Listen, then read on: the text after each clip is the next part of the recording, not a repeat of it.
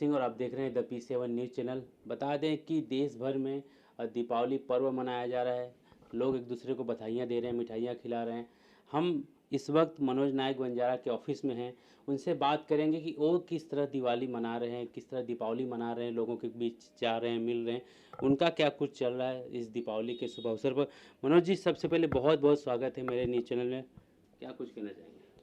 सबसे पहले सभी आपके दर्शकों को आपके द्वारा दीपावली की बहुत बहुत ढेरों शुभकामनाएं और मंगलमय साल हो और आपके सभी कष्ट बाधाओं से आप दूर हों।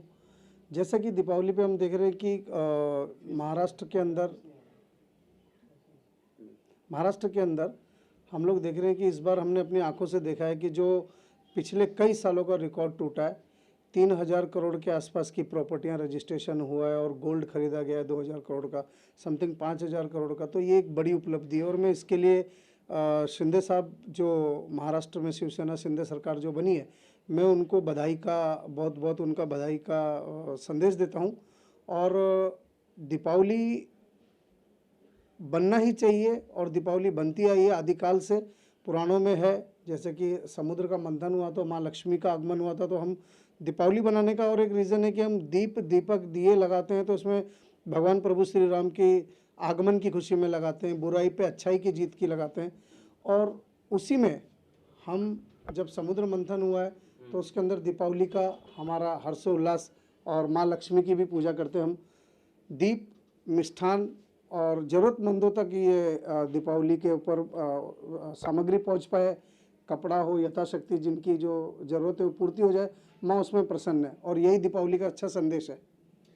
आप संस्था से, आपकी संस्था भी है SK बंजारा फाउंडेशन, उसके अलावा आप राजनीतिक मंच से भी जुड़े हुए हैं। बहुत टाइम तक आपने बीजेपी में काम किया, अब आपने दूसरी पार्टी ज्वाइन की है। तो क्या कुछ मतलब राजनीतिक गलियारे से निकल के आ रही, क्या किस तरह से महाराष्ट्र में, मुंबई में दिवाली मनाई जा रही, उसको लेके आप क्या कुछ कहना चाहेंगे?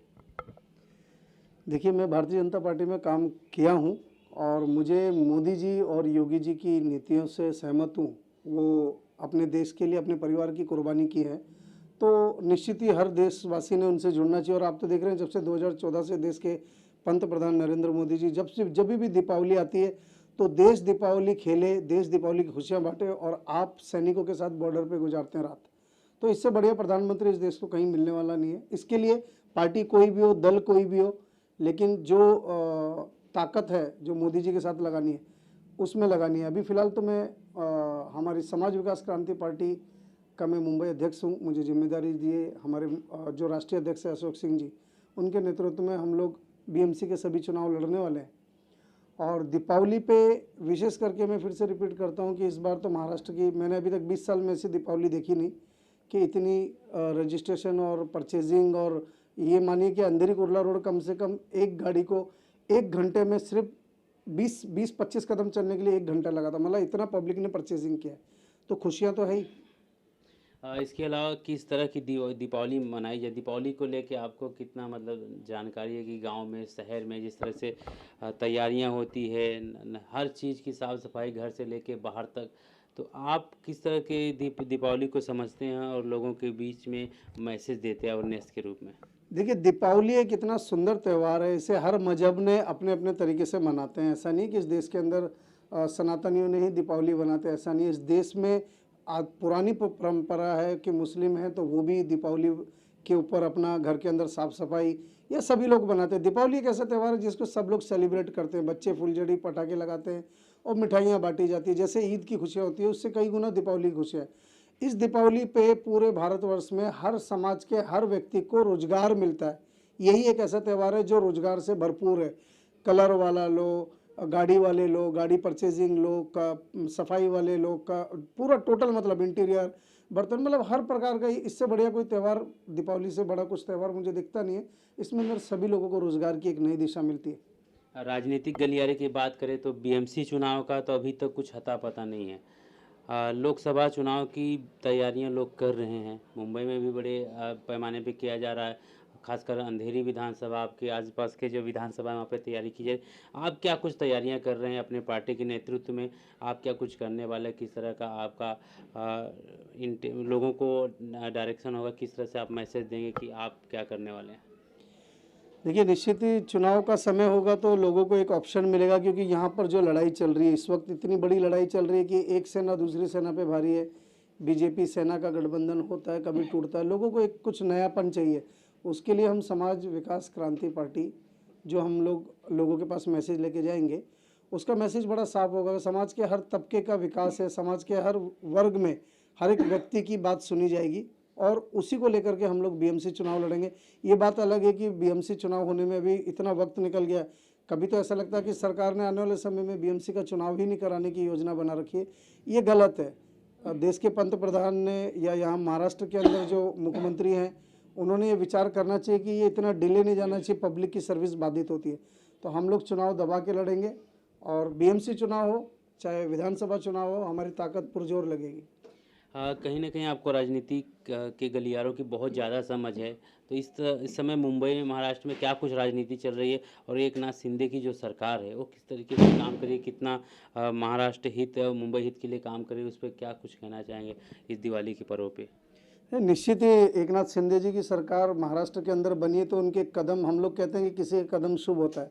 बेशक उनके बनने के ऊपर महाराष्ट्र में विकास भी बहुत तेज़ी से हुआ है, और ख़ास तौर पे उनको एक चीज़ के लिए माना जाएगा भविष्य के अंदर, कि जितने भी त्यौहार आए उसमें खुशियां उनके कदमों पे आने पे, देश के अंदर जितने भी त्यौहार, खास तौर से महाराष्ट्र में हर त्यौहार के ऊपर पब्लिक ने आनंद लिया है। और मैं देख रहा हूँ 2 साल के अंदर जितने त्यौहार आए उतने लोगों ने खुशियाँ अपरंपार हुई है। तो इसके लिए शिंदे सरकार डेफिनेटली हकदार है, और उनके हक के लिए हम लोग बोलने भी चाहिए। एक बात कहना चाहूँगा कि MIDC अंधेरी ईस्ट, अंधेरी पूर्व विधानसभा में अगर कोई बोलने वाला व्यक्ति है तो मनोज नायक बंजारा है। मैं इस बात का भी समर्थन करता हूँ। मनोज नायक से मैं पूछूंगा कि अंधेरी ईस्ट MIDC में क्या कुछ चल रहा है। बहुत बड़े पैमाने पे यहाँ कुछ घोटाले भी हुए हैं। हम चाहते हैं कि आज के इस शुभ पर्व पे उसकी भी थोड़ी बहुत चर्चा इस पर रखी जाए, ताकि लोगों को मालूमात हो कि क्या कुछ चल रहा है MIDC में। मनोज जी, क्या कुछ बताना चाहेंगे?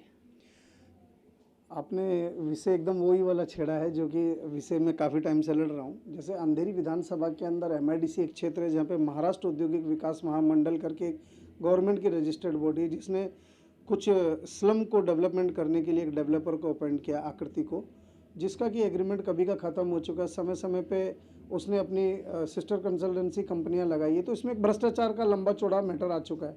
इसमें हमारे कई साथी लगे हुए, कई लोग लगे हुए, कई दल लगे हुए, लेकिन किसी किसी तरीके से दबा दिया जाता है।